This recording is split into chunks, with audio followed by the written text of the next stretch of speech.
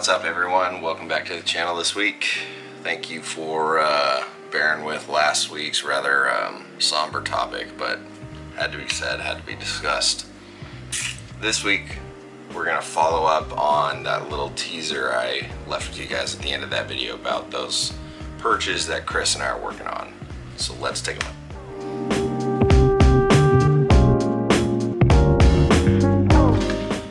Alright, so at the end of last week's video, I showed you some of these perches. Now, these are, of course, 3D printed by Chris Sexton of Heligai Serpents. And the idea came to me because David Brahms over at Specialty Enclosure Designs used to offer something similar. Most of, if not everything on his website is sold out. And I've been meaning to get some of these for a while. I had heard through a few friends that Chris does some of this stuff, and he offered to whip up some prototypes for me. So some of the first ones we made are already in place, and then we decided to make a second round just an inch longer on each bar. So here is one of these dual split sort of single leg perches right there. Okay, so they stand on their own. It would allow for something like a baby chondro to perch nicely, or anything that really wants a single stick to kind of just hang out on.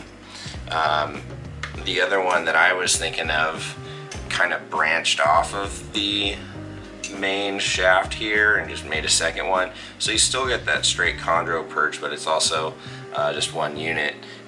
Maybe not quite as stable if you start getting into heavier bodied animals, but the size of these perches is more for babies anyway, so it's not much of an issue.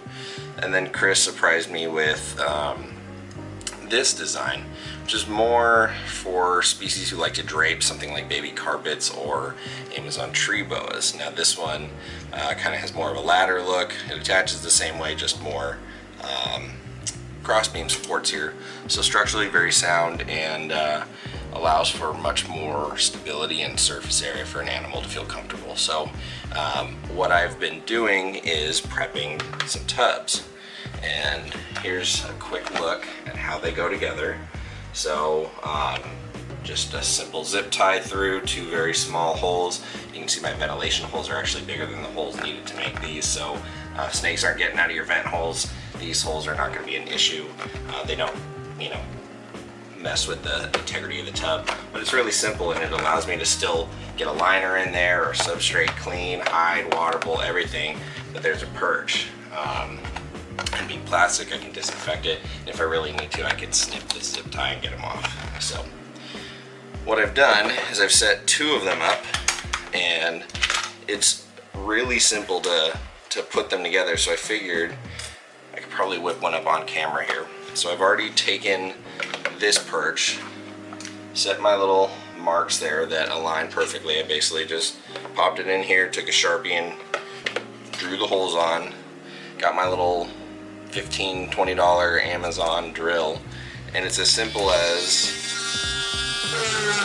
going through, carving some holes very quickly, just big enough for the zip ties, and that's it. So already there, ready to rock. Now I just need the zip tie, and honestly probably the hardest part of this entire assembly is just getting the zip tie through these tiny little holes. I have big old sausage fingers and can't really tell what I'm doing half the time, so I'm feeding it through into this hole, getting it right in there. That wasn't so bad. Cinching that down, snipping the excess, and just like that I got another one set up.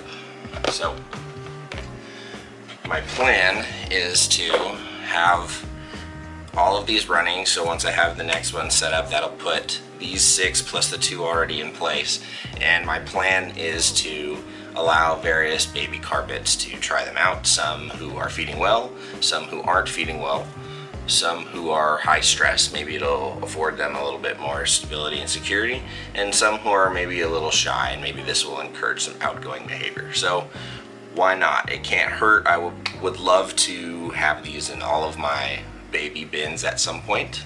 So what I'm going to do now is finish these ones, and then I will show you some enclosures fully set up, ready to rock with some of these guys in there. So hang tight and we'll get right to that clip.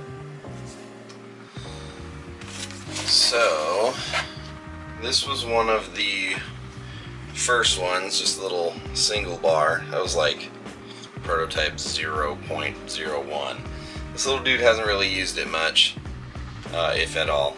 He prefers to even just perch on the paper. So that one was like the first idea. And then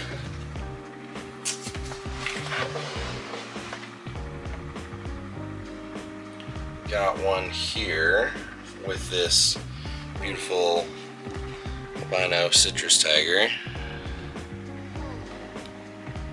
Just taking a look at all of that. Already using it to anchor, so that's pretty cool.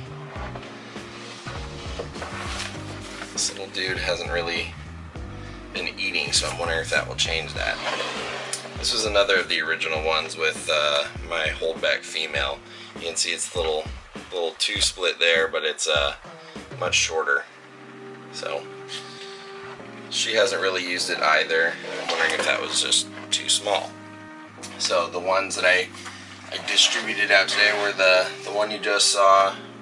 Put a nice big one here with this Grumpy McGrumperson, little caramel citrus tiger het who is not eating. Again, another animal I'm curious if the presence of a perch will change any sort of feeding habits. I've given one to this Xanic boy here, just the little two split one. He's a good eater, but figured it might be cool to see if he's extra confident and maybe I catch him like out at night or something like that. This little twin Xanthic loves perching on the water bowl, little guy right there. So I'm hoping his natural perching behavior, he'll like to just sit on this, the little Chris specialty one with all the different cross beams. And then a couple to, oh, there, check that out. This girl's already using it. Nice little jungle female from my zebra project this year. So we'll see if it changes anything, see what happens. I like them. At the very least, I like having the option to give the animals the option. So moving forward, I'm going to try and get more. I'm going to give all this feedback to Chris and see what else we can come up with. So without further ado, I'm going to let you all go. Thanks for joining me this week. I hope this was a bit more of an upbeat video. Although I realized last week I didn't mention that those two baby Crebo males, they didn't make it. They refused to eat, failed to thrive, little runts that just never took off. I even went as far as got a pinky pump and used it, so it didn't work, unfortunately. So that's how it goes sometimes. Win some, you lose some. So looking forward to next year. Anyway, I will catch you all next week. See ya.